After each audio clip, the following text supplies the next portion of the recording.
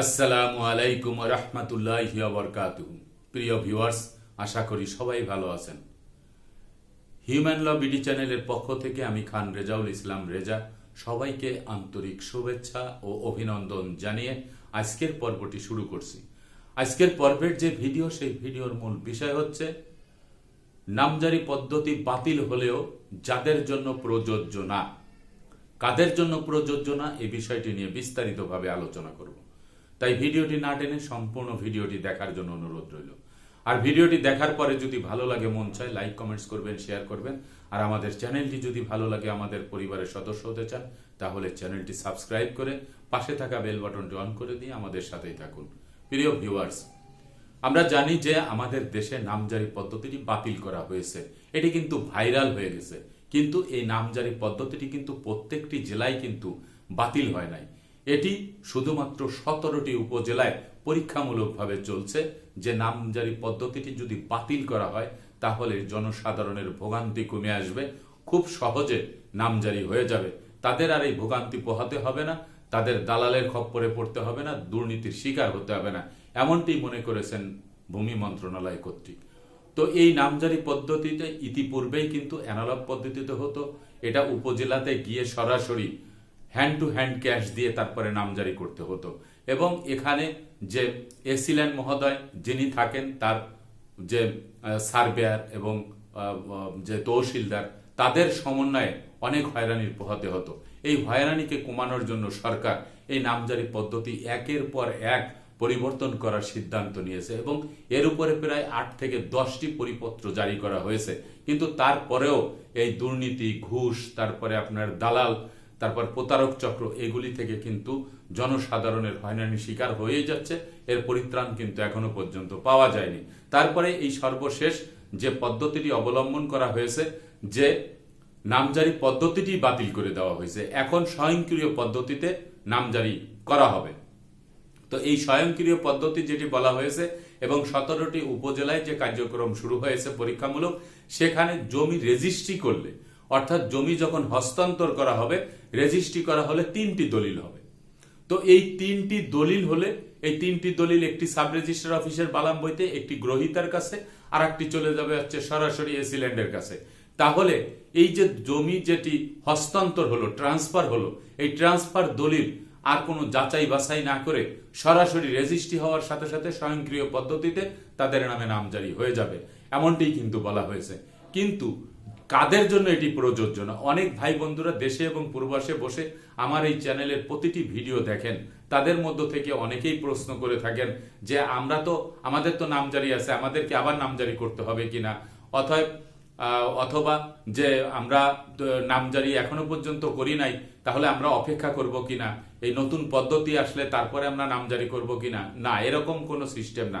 এখানে বলা হয়েছে নামজারি পদ্ধতি পরিবর্তন করা হয়েছে, কিন্তু কাদের জন্য প্রযোজ্য না সেটি হচ্ছে, আপনি একক মালিকানা অর্জন করেছেন, দেখা গেছে 2 বছর আগে, আপনার সম্পত্তির একক মালিকানা নিয়ে, কাগজপত্র নিয়ে আপনি অলরেডি ভূমি অফিস থেকে, অর্থাৎ এসিল্যান্ড অফিস থেকে নামজারি করে নিয়েছেন, আপনার জন্য এটি প্রযোজ্য না।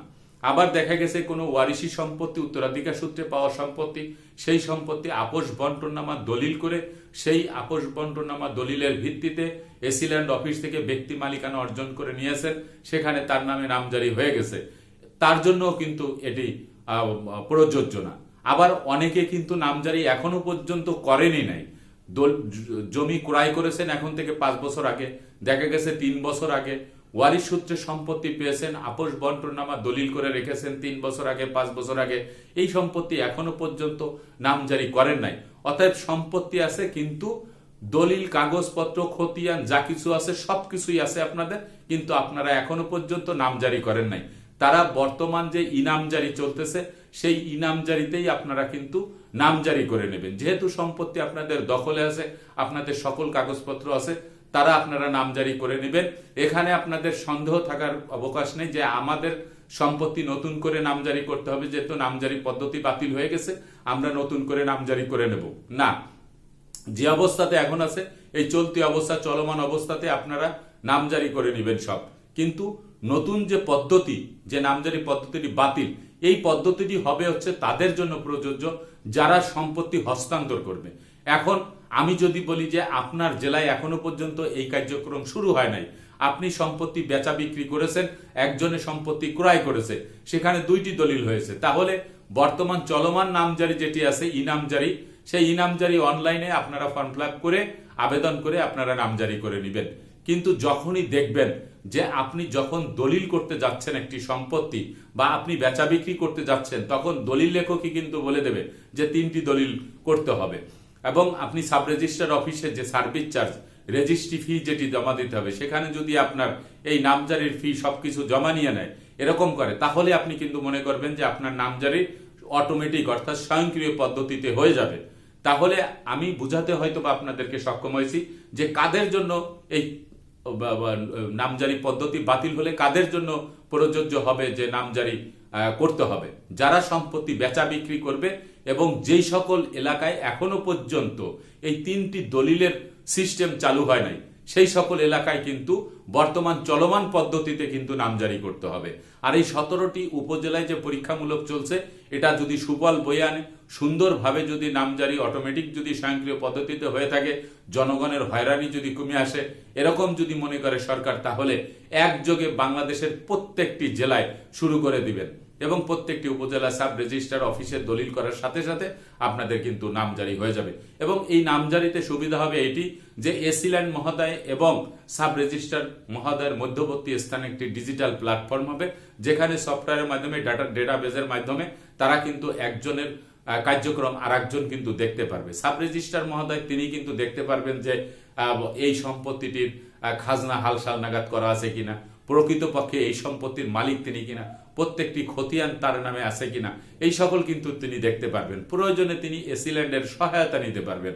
এইভাবে করে কিন্তু এই অটোমেটিক অর্থাৎ স্বয়ংক্রিয় পদ্ধতিতে নামজারিটি করা হবে।